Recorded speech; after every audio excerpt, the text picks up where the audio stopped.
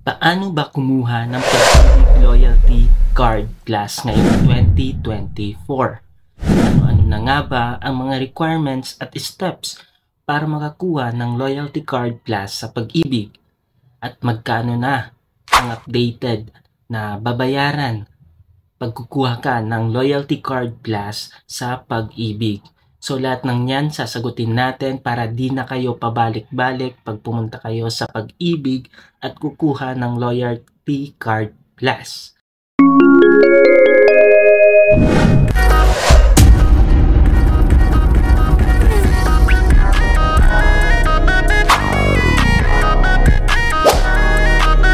Hello everyone, this is your Kuya Wills at welcome back sa ating channel. Bago tayo magsimula, kung hindi ka pa nakaka-subscribe sa ating channel, feel free to subscribe sa ating channel.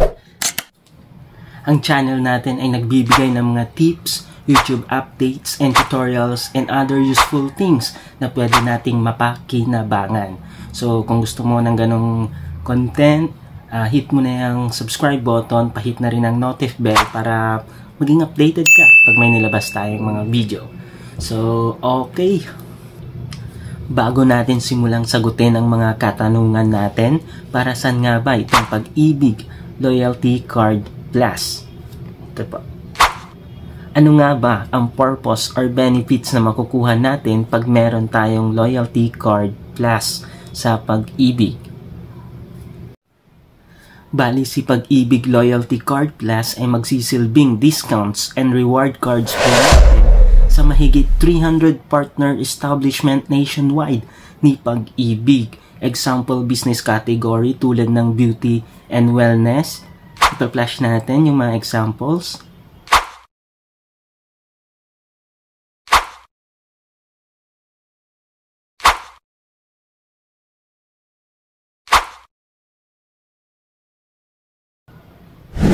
Pagdating naman sa clothings,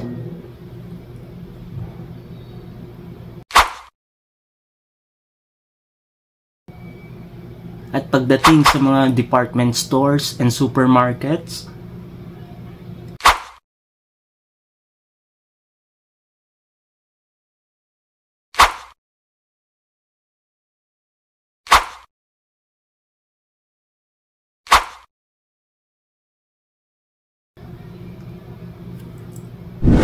at pagdating sa education,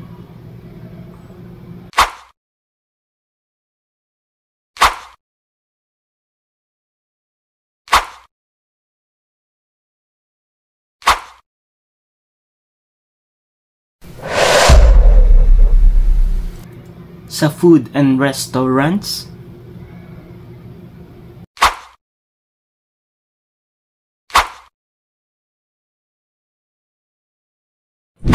sa health and medication,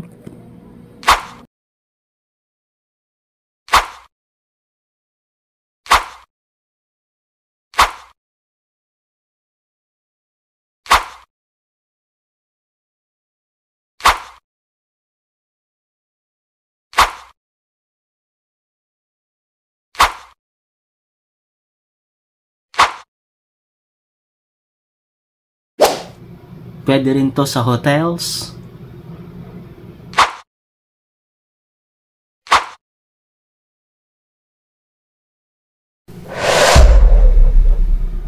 transportations, at marami pang iba. So, bali yan lang po yung mga examples natin na may privilege tayo. Pag meron kang Pag-ibig Loyalty Card Plus, magsisilbi din itong cash card na kung saan pwede natin magamit para sa ating mga Pag-ibig Multi-Purpose Loans or MPL proceeds, MP2 savings dividends, and other benefits. So, ang next natin is yung actual na process kung paano kumuha ng Pag-ibig Loyalty Card Plus sa mismong Pag-ibig office. Steps and procedures, requirements, and fees. For walk-in, pumunta lamang po tayo sa pinakamalapit na Pag-ibig office sa inyong lugar. Pagkatapos, sabihin kay Manong Guard ang pakay na kukuha ng Pag-ibig Loyalty Card. After nyan, fill upan ang application form for Pag-ibig Loyalty Card na ibibigay ni Manong Guard o di kaya ni Information Officer. Pwede din naman natin tong i-download sa Pag-ibig website. Fill upan natin at dalhin natin sa Pag-ibig office na malapit sa atin. After nyan, pumunta tayo sa Public Assistance and Complaint Desk or Information Desk ng Pag-ibig office. Dito iabot natin ang ID natin at ang form sa Information Officer.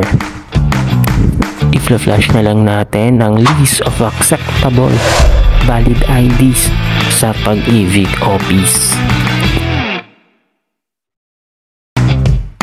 After ma-present ang form at ID, bibigyan tayo ng kaukulang numero kung saan counter ang concern natin for registration.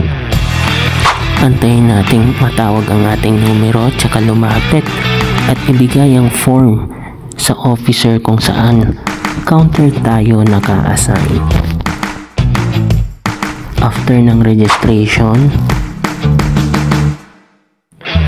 dito naman tayo sa biometrics, picture taking, and signature enrollment para sa ating Pag-ibig Loyalty Card Plus. After makunan ng litrato, ma-enroll ang biometrics at signature. Antayin lang natin si Pag-ibig officer ma-print ang ID card natin at magbabayad po tayo ng 125 pesos lang. Bago i-release, ipapacheck muna sa'yo kung tama yung pangalan na nasa Loyalty Card Plus mo. Then kung tama naman, i-receive mo na at i-release ang Pag-ibig Loyalty Card mo, PIN, and receipt. Kung nagustuhan nyo naman ang ating video, feel free to subscribe sa ating channel. Huwag mo na din akong kalimutang bigyan ng thumbs up and hit the notif bell para lagi kayong updated pag may mga nilabas tayong mga content tulad ng mga tips, updates, and tutorials. Again, this is your Kuya Wills. Ingat po tayo lagi and peace out!